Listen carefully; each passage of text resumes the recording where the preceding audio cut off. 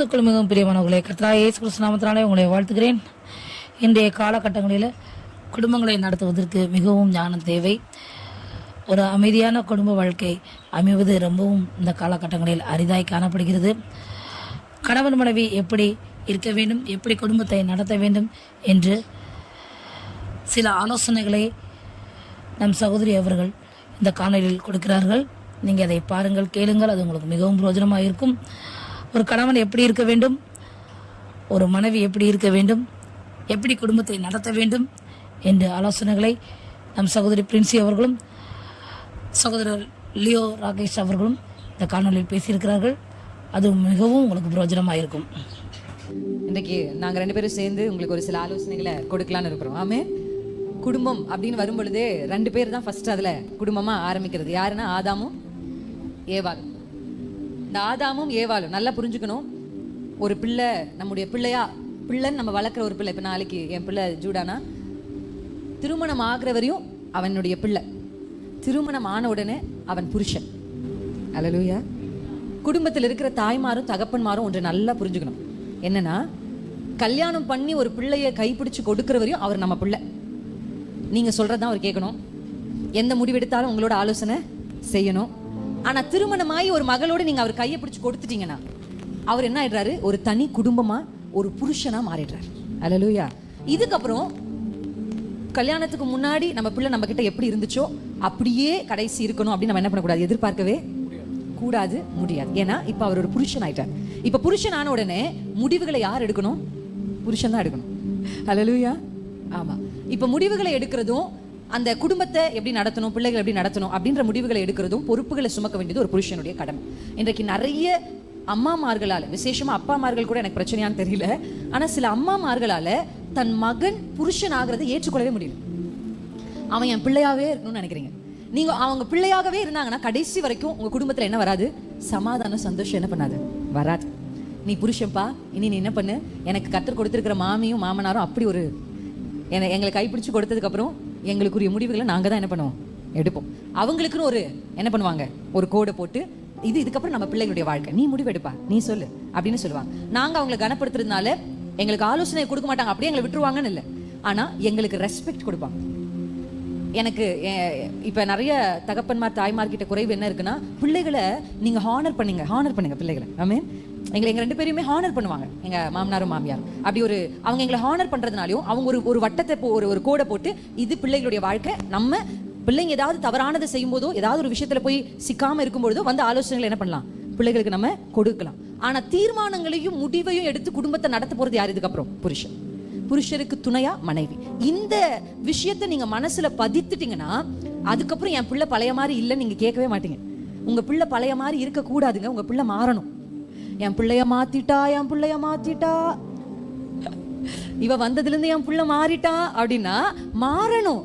ஒரு பிள்ளை புருஷனா மாறணும். இப்போ நான் அவர் இடத்துல ஒரு கேள்வி கேட்க போறேன். ஏன்னா இவர் ஒரு நல்ல புருஷன். ஆமா, நான் எப்பவுமே சொல்லுவேன், அப்பா குடும்ப கூடுகைக்கு ஆலோசனை கொடுக்கறதுக்கு உங்களுக்கு தான் தகுதி இருக்குன்னு நான் சொல்லுவேன். அந்த மாதிரி சொல்லி கூட்டு வந்திருக்கேன். சரி, இப்போ ஒரு நல்ல புருஷனா ஒரு குடும்பத்தை கட்டி எழுப்புறதுக்கான குணங்கள் நீங்க என்ன சொல்ல விரும்புறீங்க? ஓகே, ஆக்சுவலாக நான் எப்பவுமே நான் செய்யாத ஒன்றை பிரசங்கிக்கிறது இல்லை. அதனால் நான் என்ன கடைபிடிக்கிறேனோ அதை நான் உங்களுக்கு சொல்ல வேண்டும் என்று ஆசைப்படுகிறோம். நாங்கள் 2 பேர் சேர்ந்து இதில் நல்ல புருஷன் அப்படின்றது ஒரு குடும்பத்தில் ரொம்ப முக்கியமான பொசிஷன். ஏற்கனவே நம்ம பிரசங்கத்தில் கேட்டது போல், பிசாசு யாரை தான் தொடுவான் அப்படின்னா ஃபஸ்ட் இயர் தான் தொடுவான். மெயின்ஸ் வச்சு தான். ஒவ்வொரு பல்பாக போய் கலட்டிகிட்டு இருக்க மாட்டான். என்ன பண்ணுவான்? போய் மெயின் எங்கே இருக்குன்னு பார்த்து ஆஃப் பண்ணிட்டு போயிட்டே இருப்பான். அதுதான் எல்லா குடும்பங்களையுமே நடக்கிறது. ஏன்னா பெண்கள் ஒரு நேரத்தில் 4 வேலை செய்ய முடியும் ஒரே டைமில். You can do 4 things. 4மே பெர்ஃபெக்டாக இருக்கும். ஆண்களால் ஒரு நேரத்தில் 2 வேலை தான் செய்ய முடியும். அதில் 1 உருப்படியாக இருக்காது. ஏன்னா எங்களால் பெருசாக கான்சன்ட்ரேட் பண்ண முடியாது. ஒரு நேரம் 1ல் தான் கான்சன்ட்ரேட் பண்ண முடியும். அதனால தான் ஆண்டவர் குடும்பத்தில் யாரை தலையாக வச்சிருக்கிறாருன்னா கணவன்மார்களை, ஆண்களை தலையாக வச்சிருக்கிறார். ஸோ நல்ல புருஷனுக்கான அழகு ரொம்ப முக்கியமான ஒன்று. எல்லாருக்கும் தெரிந்தது போல் அது பேசிக்காக 3 விஷயம் இருக்கிறது. அதில் முக்கியமானது அன்பு, லவ். அன்பு இருந்துச்சுன்னா அதுக்கப்புறம் ஆட்டோமேட்டிக்காக சகிப்பு, பொறுமையெல்லாம் வந்துடும். பேஸ் எதுதான்? நேசம் தான், அன்பு தான். ஏன்னா அந்நிய பாஷைகளானாலும் ஒளிந்து போயிடும், தீர்க்க தரிசனம் ஆனாலும் ஒளிந்து போயிடும். அன்பு மட்டும் என்ன பண்ணாது? ஒளியாது, ஒரு நாள் ஒளியாது. அதனால் நீங்கள் ஆட்டோமேட்டிக்காக நேசிக்க ஆரம்பிச்சிட்டாவே சகிக்க ஆரம்பிச்சிருவோம், பொறுமையாக இருக்க ஆரம்பிச்சிடும். பொறுமை வேறு, சகிப்பு வேறு, 2 வேறு கேட்டகரி. ஆண்களுக்கு ஒரு கணவனுக்கு தேவையான முக்கியமான விஷயம் என்ன அப்படின்னா என்னது? பொறுமை. பேசுகிறதுக்கு தாமதமாக இருக்கணும். எல்லாத்துக்கும் ரிப்ளை பண்ணக்கூடாது.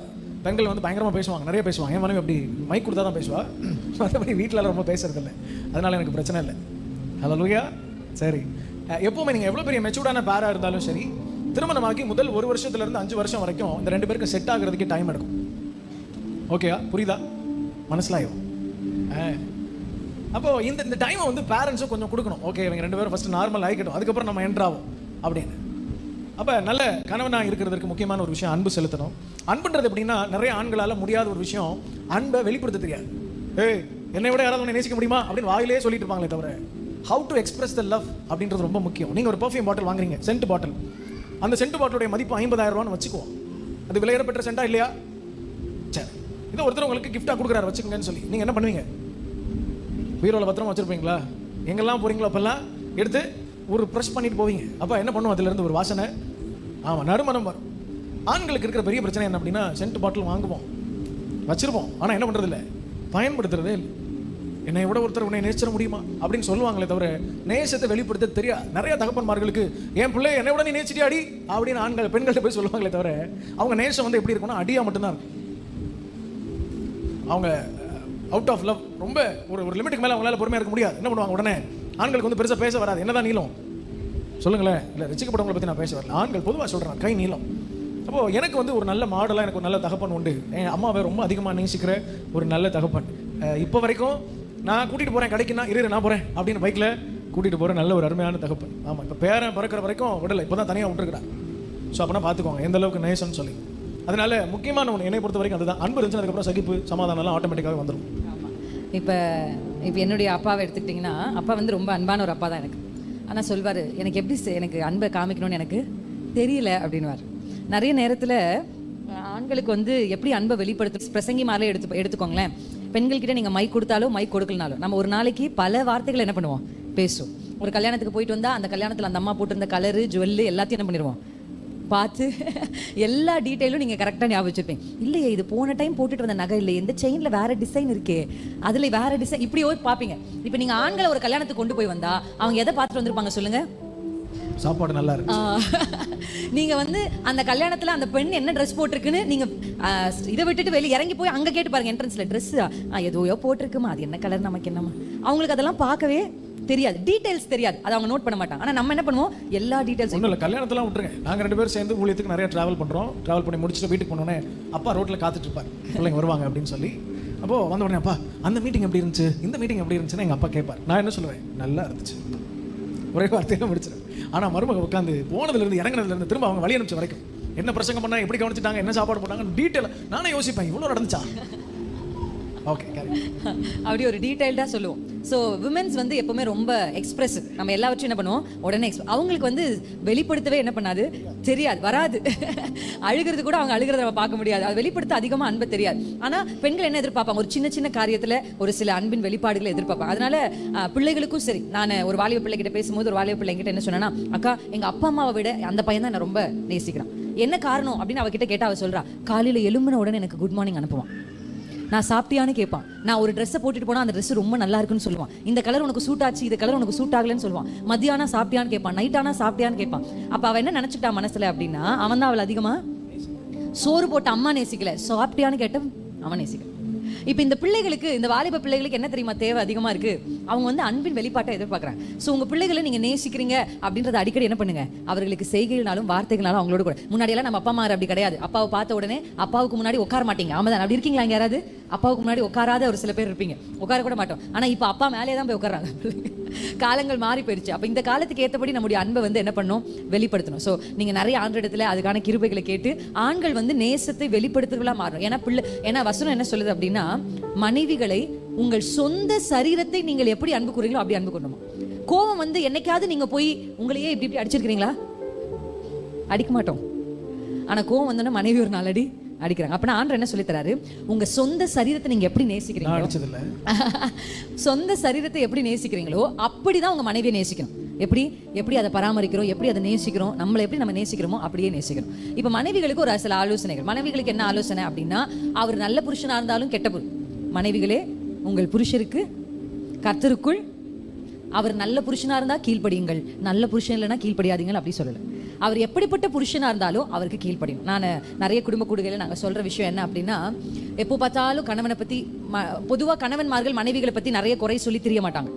குறைகள் இருந்தா கூட அவங்க அப்படியே மனதில் வைத்துக்கொண்டு அப்படியே விட்டுருவாங்க. ஆனா மனைவிமார்கள் தான் அதிகமா கணவரை பத்தி என்ன பண்ணுவாங்க, குறைகளை சொல்லுவாங்க. ஜப குறிப்பு ஆமா, அது சொல்லும் போது குறை சொல்றதா சொல்லாம குறிப்பு சொல்றதா சொல்லுவோம். என்ன சொல்லுவோம், இப்படி அப்படி அப்படி. இன்னொன்னு பாத்தீங்கன்னா பிள்ளைகளை பத்தி குறை சொல்றது. நிறைய பேர் என்ன சொல்றது, என் பிள்ளை இப்படி இருக்கான், என் பிள்ளை. நான் உங்களுக்கு சொல்றேன், ஒரே நிமிஷத்துல உங்க கணவரை கர்த்தர் மாத்திடுவார்.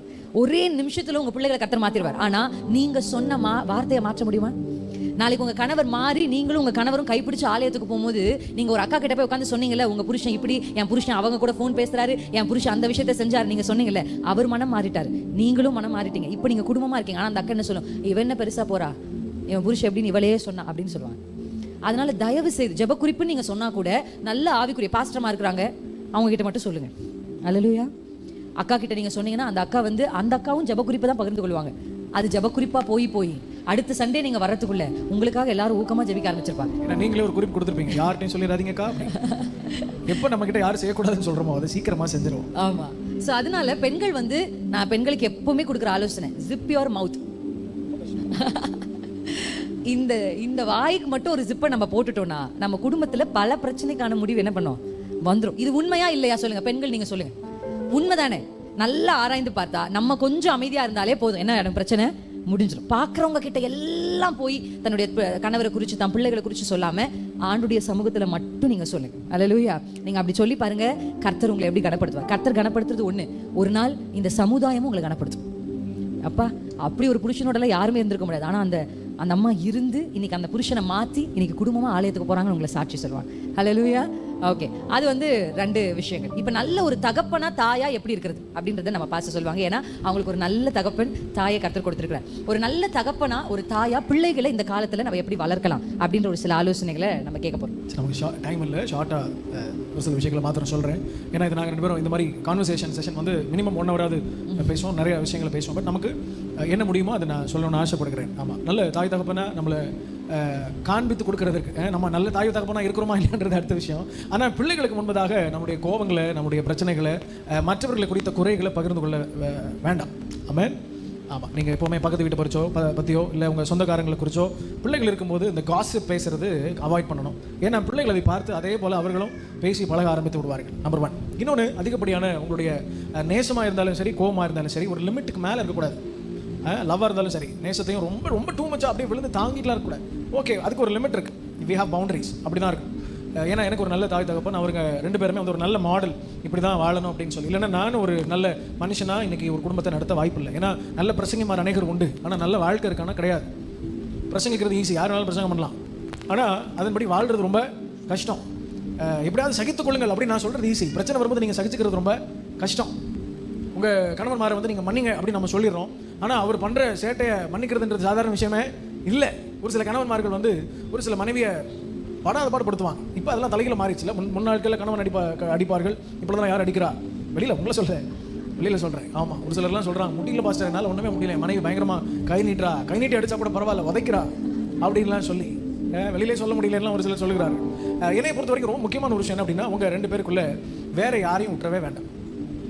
நான் இதை எதுக்காக சொல்கிறேன்னா, சீக்கிரட்டை நம்ம ஷேர் பண்ணுறோம், என் பாரத்திலாம் இறக்கி வைக்கிறேன் அப்படின்ற பேரில் யாருக்கிட்டையாவது போய் நம்ம இறக்கி வைக்க வேண்டிய அவசியம் இல்லை. உங்கள் சீக்கிரட்டை ஆண்டவர்கிட்ட மட்டும் சொன்னால் போதும், ஆவிக்குரிய தாய் தகப்பன்மார்கள்ட்ட சொன்னால் போதும். ஏன் அப்படின்னா, பிரின்சி சொன்னது போலவே நம்ம மறந்துடுவோம், நம்ம எப்போ சொன்னோன்றது மறந்துடுவோம். 20-25 வருஷத்துக்கு அப்புறமும் நாம் யாரிடம் சொன்னோமோ அது வந்து ஃபுல்லாக ஸ்ப்ரெட் ஆகி நம்முடைய பேரை அவப்பேராக்கி விடுவார்கள். ஒரு நல்ல தாயாயும் தகப்பனாக இருக்கணும் அப்படின்னா முக்கியமாக நமக்கு தேவை குடும்ப ஜெபம், இந்த ஃபேமிலி ப்ரேயர். நான் அடிக்கடி சொல்லுவேன், நீங்கள் நல்ல குடும்ப தலைவனாக இருக்கணும்னா ஃபஸ்ட்டு குடும்ப ஜெபத்திற்கு தலைவனாக இருக்கணும். அல்லேலூயா. இஃப் டைம் அலோஸ், உங்களுக்கு நேரம் இருக்கும் அப்படின்னா முடிஞ்ச வரைக்கும் சாப்பிடும்போது ஃபேமிலியாக சாப்பிடுங்க. 3 மீல் 3 தடவை சாப்பிட்றது எத்தனை பேர்? காலையில், மத்தியானம், இதுக்கிடையில் 4, 2, 1 அப்படின்லாம் ஒவ்வொரு ஃபேமிலியை பொறுத்து இருக்கும். அட்லீஸ்ட் ஒரு டைமாவது என்ன பண்ணுங்க, குடும்பமாக சேர்ந்து சாப்பிடுங்க. சீக்கிரமாக சாப்பிட்டு எந்திரி அப்படின்லாம் சொல்லாதீங்க. நீங்கள் சாப்பிட உட்காந்தீங்கன்னா மினிமம் 1 ஹவராவது சாப்பிடணும். சரியா? ஆமாம், ஒரு சில குடும்பம் வெளியிலேருந்து நீங்கள் மருமகன் வந்து பாருங்க, மருமகன் குடும்பத்தில் தனியாக சாப்பிட்டு தான் பழக்கமாக இருக்கும். ஏன்னா இப்போ வீட்டில் தோசை எல்லாம் சுட்டோன்னா என்ன பிரச்சனை? யார் கிச்சன்லேயே நிற்கணும் சொல்லுங்கள்? எப்போவுமே நம்ம வீட்டில் வந்து வேஸ்ட் பாக்ஸ் யாருன்னா அம்மா மாதிரி தான். எல்லாம் சாப்பிட்டு வச்சு மிச்சத்தை கடைசியாக சாப்பிட்டுட்டு இருப்பாங்க. ஆமாவா இல்லையா? ஆமாவா இல்லையா? அதே மாதிரி நம்முடைய குறைவுகளை அடிக்கடி சொல்லிகிட்டே இருக்கிறது. அம்மான்றது ஒரு பொசிஷன், அது ஒரு பெரிய கடமை, அதை நம்ம என்றைக்குமே விட்டு கொடுத்துடவே கூடாது. ஆமாம் தானே? தகப்பன் அப்படின்றது ஒரு மிகப்பெரிய ஸ்தானம். அந்த ஸ்தானத்தை ஒருபோதும் விட்டு கொடுத்துடவே கூடாது. திருமணம் பண்ணது போலவே நீங்கள் நினச்சிட்டு இருக்க முடியாது. ஒன்றும் இல்லை, இப்போ எங்களுக்கு 6-7 வருஷம் ஆச்சா கல்யாணம் ஆகி, ஹல்லேலூயா. இப்போ போய் அந்த வெட்டிங் ஆல்பம் ஓப்பன் பண்ணி பார்த்தா நம்ம தான் இல்லையா அப்படின்னு இருக்கு. ஆமாம் தானே? ஸோ அழகும் சௌந்தரியம் எல்லாம் கொஞ்ச நாளில் குறைஞ்சிட்டே இருக்கும். ஏன்னா அதுக்காக போராடி கொண்டிருக்கிறார் ஒரு சில. நல்ல அழகாக ஹைட்டாக ஒரு பொண்ணு குதிரை மாதிரி வேணும் அப்படின்னு சொல்லி என்டெல்லாம் சொல்லி, பாஸ்டர் நல்ல நல்ல குதிரை மாதிரி வேணும், குதிரை தான் கல்யாணம் பண்ணணும். ஒரு சிலர் தான் வந்து என்கிட்ட ஒரு பாஸ்டர் சொன்னார், எனக்கு நல்ல ஜெபிக்கிற ஒரு பொண்ணா வேணும். அப்போ ரொம்ப கஷ்டம் அப்படின்னு நான். ஏன்னா பிரின்ஸே கல்யாணம் பண்ணதுக்கப்புறம் என் பசங்கள்லாம் சொன்னேன், ரொம்ப ஜெபிக்கிற பொண்ணா கல்யாணம் பண்ணிடாதீங்களா தயவு செஞ்சு. ஏன்னா திருமணமாகி நாங்கள் வந்து மீட்டிங்காக மூணார் போகிறோம். போய் கொண்டிருக்கும் போது இந்த ஸ்லீப்பர் ஏசி பஸ் படுத்துகிட்டே போகலாம் அந்த பஸ்ஸில். இப்போ வண்டி மலை மேலே ஏறிக்கிட்டு இருக்கு. ஒரு 4-4:30 இருக்கும். ஒரே பாட்டு சத்தம் கேட்குது. நான் படுத்து தூங்கிட்டு இருக்கேன். இப்படி திரும்பி பார்த்தா முட்டி போட்டு அந்த பஸ்ஸில் மேலே டாப்பை பிடிச்சிட்டு ஜாம் பண்ணிருக்காங்க. நான் சொன்னேன், இன்னும் ஒரு 1/2 மணி நேரத்தில் பஸ் ரீச் ஆயிடும், அங்கே போய் ஜாம் பண்ணலாம், தயவு செஞ்சு ஆண்டவர் வெயிட் பண்ணுவார், பரவாயில்ல படுத்துட்டு கூட ஜெபிக்கலாமா அப்படின்னு சொல்லி. ஏன்னா பயங்கரமாக ஜெபிக்கிற ஒருத்தர். அப்புறம் வீட்டில் ஒரு நாள், அதான் முதல் தடவை எனக்கு காலையில் எழுந்திரிச்சு நாங்கள் 2 பேரும் ஆராதிப்போம். ஒரு 3-3:30 இருக்கும். திடீர்னு ஆண்டவர் நட்சு பண்ணியிருக்காரு, சொல்லியிருக்காரு ஜெபிக்க சொல்லி. உடனே அப்போ தான் நைட் குளிச்சுட்டு படுத்திருந்தா, அதனால முடியெல்லாம் கொஞ்சம் ஒரு மாதிரி இருந்துச்சு. எழும்பி ஜெபிக்க ஆரம்பிச்சிட்டா. இருட்டுக்குள்ளே நான் அப்போ தான் என்ன ஒரே சத்தம் கேட்குது. முழிச்சு பார்த்தா பக்கத்தில் கருப்பாக ஏதோ குதிச்சுட்டு இருக்கு. எப்படி இருக்கும் இதெல்லாம்? எதுக்காக சொல்கிறேன்னா, ஒவ்வொரு ஃபேமிலியும் ஒவ்வொருத்தரும் வித்தியாசமாக வந்து சேர்ந்துருப்போம். இப்போ இதை அடாப்ட் பண்ணுறது கொஞ்சம் நன்மையோ தீமையோ அடாப்ட் பண்ணுறது கொஞ்சம் டைம் இருக்கும். நாங்களாம் சாம்பார் இப்படி தான் வைப்போம் தெரியுமில்ல அப்படின்னு சொல்ல வேண்டிய அவசியம் இல்லை. நல்லா இல்லைனாலும் நான் உங்களுக்கு ஒரு சீக்ரெட் சொல்லித்தரேன். ஆண்களுக்கு நான் என்ன பண்ணுவேன்னா, வெளியிலலாம் போகிற இடங்களில் உப்பு இருக்காது. ஒரு சிலர்லாம் வந்து உப்பு போடுறதுக்கு இப்போலாம் யாரும் சுகர் சாப்பிட்றது இல்லை. போடும்போது நான் கொஞ்சம் அதிகமாக உப்பு சாப்பிடுவேன், கொஞ்சம் கொடுங்களேன் அப்படின்னு கேட்கலாம். இதெல்லாம் ஒரு சாம்பாரா அப்படின்னா முடிஞ்சதோடு. ஏன்னா நம்மளை சாம்பார் வைக்க சொல்லிட்டாங்கன்னா தெரியாது. இதெல்லாம் நம்ம பிள்ளைகள் பார்த்து கொண்டே இருக்கிறார். ஆமாம் தானே? பீப்புள் ஆர் வாட்சிங். நம்ம என்ன செய்கிறோமோ அதை அப்படியே செய்வோம். என் பிள்ளை இருக்கான், ராத்திரி 2 மணிக்கு அவன் ஒரு புல்பிட் எடுத்துகிட்டு வந்து பிரசங்கம் பண்ண ஆரம்பிச்சிடும். எத்தனை மணிக்கு? 2 மணிக்கு. அதனால தான் வந்து பிளஸிங்கிட்ட சொல்லிட்டு இருந்தேன், தங்கச்சினே சொன்னேன், இப்போ 1 வயசு தான், அந்த 2 வயசு வரைக்கும் வெயிட் பண்ணுங்க, இன்னும் அதிகமாக சில சேட்டைகளை பார்ப்பீங்க. நம்மளை பிள்ளைகள் பார்த்து கொண்டே இருக்கிறார். நீங்கள் எப்படி எக்ஸ்பிரஸ் பண்ணீங்க? நீங்கள் நேசமாக இருக்கீங்கன்னா அவங்களும் நேசமாக இருப்பாங்க. நீங்கள் கோவமாக இருக்கீங்கன்னா அவங்கள அதை வெளிப்படுத்துவார்கள். முதல் 7 வருஷம் உங்கள் பிள்ளைகளுடைய வாழ்க்கையில் ரொம்ப முக்கியம். ஏன்னா அந்த 7 வருஷமும் அவங்க உள்ளே வாங்கிக்கிறது எல்லாமே உங்களை தான். முக்கியமாக அப்பாவை தான் அவங்க ஹீரோவை பார்ப்பாங்க. அப்பா வீட்டில் பயங்கரமாக ஹீரோயிசம்லாம் அம்மாட்ட காட்டினா அவன் போய் ஸ்கூலில் காட்டிட்டு இருப்பான். நீங்கள் நேசமாக இருந்தீங்கன்னா அவனும் நேசமாக இருக்கும். So show you love. உங்களுக்குள்ள என்ன பிரச்சனை இருந்தாலும் உங்கள் இந்த 4 செவத்தை உங்கள் 2 பேரை தாண்டி போகவே கூடாது. அடி வாங்கினாலும் வெளியில் வந்து நல்லா இருக்கீங்களா? ஒரு கூட்டத்தில் கடைசி மாத்திரம் சொல்கிறேன், ஒரு கூட்டத்தில் அநேகர் அமர்ந்திருந்தார்கள். அப்போ அந்த பிரசங்கி சொன்னார், அநேக பாஸ்டர்ஸ்லாம் பின்னாடி உட்காந்துருந்தோம். அப்போ சொன்னார், மனைவி எல்லாரும் கண்ண முடியுங்க, இப்போ கண்ண முடியாதீங்க. அவர் சொன்னார், எல்லாரும் கண்ண முடியுங்க, யார் மனைவி அடிக்காதவர்களை கை தூக்குங்கன்னு. இப்போ நம்ம திறந்து பார்ப்போமா இல்லையா? நான் வந்து ரைட்டாக அப்படி திறந்து பார்த்தா நானும் அவரும் மட்டும்தான் தூக்கியிருக்கோம்.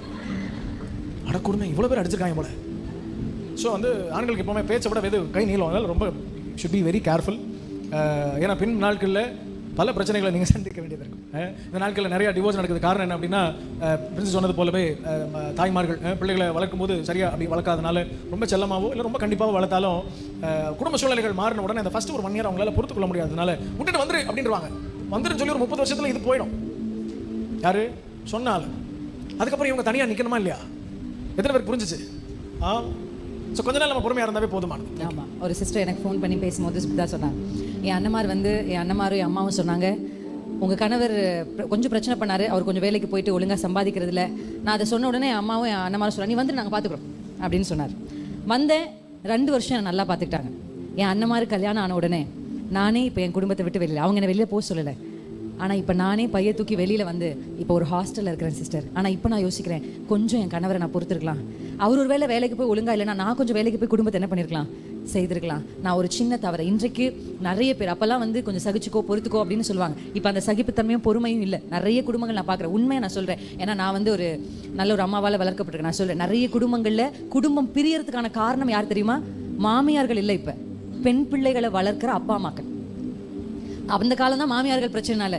இந்த காலத்துல பெண் பிள்ளைகளை வளர்த்து கொடுக்கும் போதே பிள்ளைகளுக்குள்ள அந்த எண்ணங்களை விதைத்து பிள்ளைகளை என்ன பண்றதில்ல, அனுப்புறதில்ல. சகிச்சுக்கோ பொறுத்துக்கோ, கொஞ்சம் அவங்க சொல்றதை அக்செப்ட் பண்ணிக்கோ அப்படின்னு வளர்க்குற நிறைய குடும்பங்களை இப்ப நான் பாக்குறேன். யார் காரணம்? அந்த பொண்ணு பிரிஞ்சதுக்கு என்ன காரணம்? அந்த பொண்ணு டிவோர்ஸ் ஆனதுக்கு என்ன காரணம்? அந்த பொண்ணு வந்ததுக்கு என்ன காரணம்? அப்படின்னா அப்படியே 2 பேரும் பிள்ளைகளை கூட்டு அப்பா அம்மா இந்த பக்கம் நடுவில் நிற்க, அவன் இப்படி பண்ணிட்டான், அவன் இப்படி பண்ணிட்டான், அவன் இப்படி பண்ணிட்டான், புருஷனை கம்ப்ளைண்ட் பண்ணிருப்பான். இவங்க பேசுறதுல இந்த பொண்ணுக்கு அந்த பையன் என்ன வராது. ஒரு சிஸ்டர் எனக்கு ஃபோன் பண்ணி, நான் கிளம்புறேன், அவங்க புதுசாக அப்போ தான் என்கிட்ட பேசினாங்க, சிஸ்டர் நானும் என் பெண்ணும் தயாராகிட்டோம், நாங்கள் வீட்டை விட்டு கிளம்ப போகிறோம். ஆனால் கிளம்புறதுக்கு முன்னாடி உங்கள் ஒரு வீடியோவை பார்த்தேன், உங்களோட பேசணும்னு ஒரு ஆசை வந்துச்சு. என்னுடைய கணவர் என்னை வந்து சந்தேகப்படுறாரு, ஆனால் நான் அப்படிப்பட்டவ இல்லை. இவ்வளோ வருஷம் நான் அவரோட இருக்கிறேன். ஆனால் இப்போ அவர் சந்தேகப்பட்டு அவர் சொன்ன அந்த வார்த்தை எனக்கு துக்கமாக இருக்கு. நான் எங்கள் அம்மா வீட்டுக்கு கிளம்புறேன். நான் ஒரே ஒரு வார்த்தை சொன்னேன், சிஸ்டர் திடீர்னு உங்கள் கணவருக்கு இப்போ ஒரு வியாதி வந்தால் நீங்கள் என்ன பண்ணுவீங்கன்னு கேட்டு. வியாதி வந்தால் என்ன பண்ணுவோம்? கூடுதல் அக்கறை செலுத்துவோமா சத்த மாட்டோம். உனக்கு வியாதி வந்துருச்சு, நீ போய், நான் போறேன்னு போக மாட்டேன். அந்த மாதிரி தான் அவர் சரீரத்துல வியாதி வரல, அவர் மனசுல ஒரு வியாதி வந்துருச்சு, சந்தேகம்ன்ற வியாதி. இப்போ நீங்க விட்டுட்டு போனீங்கன்னா அது ரொம்ப பெருசாயிடும். கொஞ்சம் அட்ஜஸ்ட் பண்ணுங்க.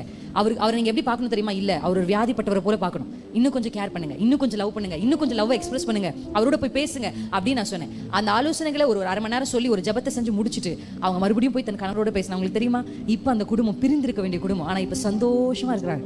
when I see அந்த சிஸ்டரோட ஸ்டேட்டஸ் பார்த்தா எல்லா டூர் போய் அப்பா மக 3 பேரும் சேர்ந்து அவ்வளோ ஃபோட்டோஸ் போட்டிருக்காங்க. நான் அந்த ஃபோட்டோ பார்த்து ரொம்ப சந்தோஷம் அனுப்ப சொன்னாங்க. சிஸ்டர், அந்த கரெக்டாக அந்த நேரத்தில் நீங்கள் சொன்ன அந்த ஒரு ஆலோசனை, நான் எங்கள் அம்மா வீட்டுக்கு போய் எங்கேயோ பிரிஞ்சிருப்பேன். இன்னைக்கு கர்த்தர் என்ன வந்து என்ன பண்ணியிருக்காரு, என் குடும்பத்தோடு சேர்த்து வச்சிருக்கிறேன். அதான் வசனம் சொல்லுகிறது, ஒருவர் குறைகளை தாங்கி கிறிஸ்து உங்களுக்கு மன்னித்தது போல நீங்கள் அப்பிறருக்கு மன்னிங்கள். சொல்லுங்களேன், தாங்குங்க. சொல்லுங்க, நான் தாங்கிப்பேன்.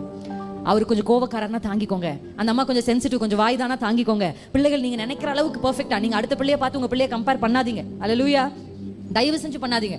படிப்பு வரல, படிப்பு ரொம்ப முக்கியம் இல்ல. ஆமென். படிப்பு முக்கியம் தான், ஆனா உங்க பிள்ளை ஆத்துமாவை விட படிப்பு முக்கியம் இல்ல.